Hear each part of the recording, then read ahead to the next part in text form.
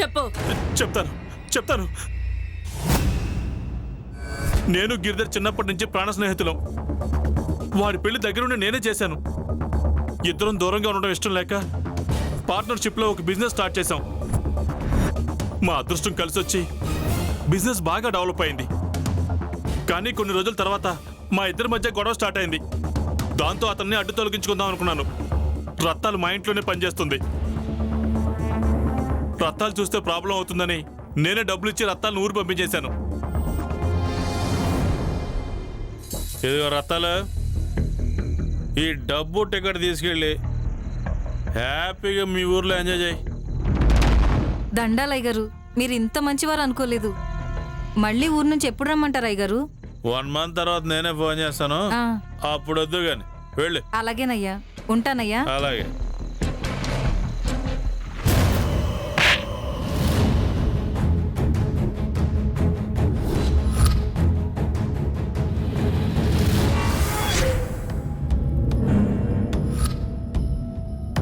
రేయ్, ఇంతకాలం మనం బిజినెస్ చేసాం, బట్ ఎలాంటి ప్రాబ్లం రాలేదు.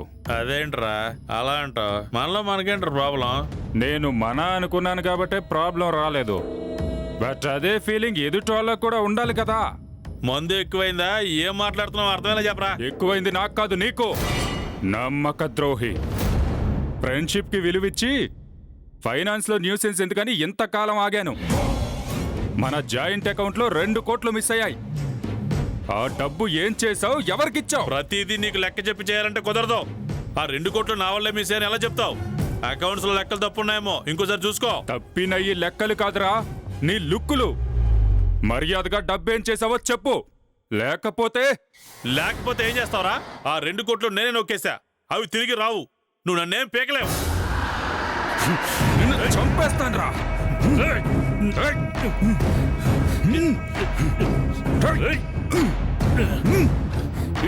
నమ్మక ద్రోహం చేసావురా.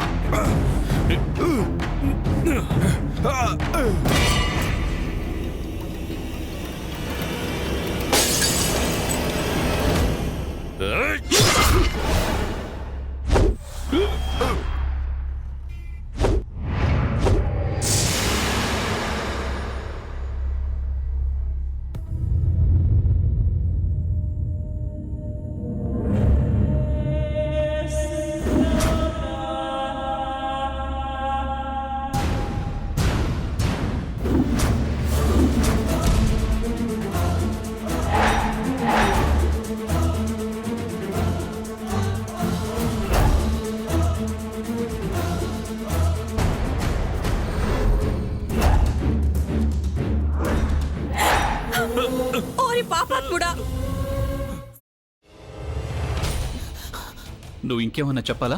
ఇంకేమన్నా అబద్ధం చెప్పాలనుకుంటే చెప్పేయి. నేను చూడాలనుకుంటున్నాను నన్ను మోసం చేయడానికి నువ్వు ఎంత నీచానికి దిగజారగలవు అని. ఎందుకు ఆలియా, ఎందుకు నువ్వు ఇలా చేసావు? నీకు తెలుసు కదా, నానమ్మ తర్వాత నీ ఒక్కదానిని కదా నేను పూర్తిగా నమ్మేది.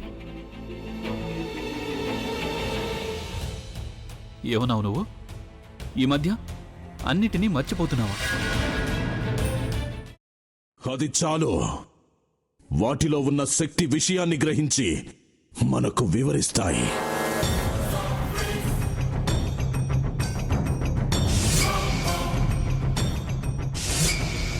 ఎవరు ఆ దండ విప్పొద్దు, గది తలుపులు తెరవద్దు.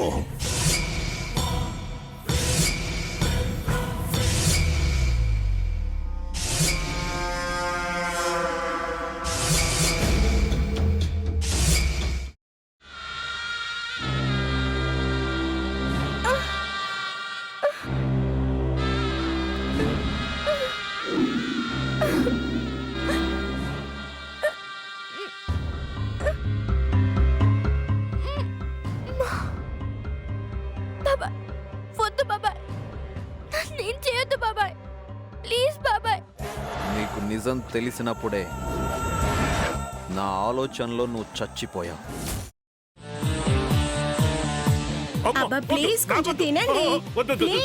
భీమారావు గారు, మీరా? ఇగో మీరా కాదు, సక్కుబాయ్. అవును, మీ పనామే లేచిపోయిందని చెప్పి కంప్లైంట్ ఇచ్చినావు కదా. రేయ్, ఆయన కంప్లైంట్ ఇచ్చింది లేచిపోయిందని కాదు, కనిపించడం లేదు అని. అట్లానా? సరే మేడం. ఇడియట్. ఆ వంట మనిషి పేరేంటన్నారు? రత్తాలు మేడం. ఏం పెద్ద మంచి, నీ వంట మంచిని కూడా మేడం అని పిలుస్తావా?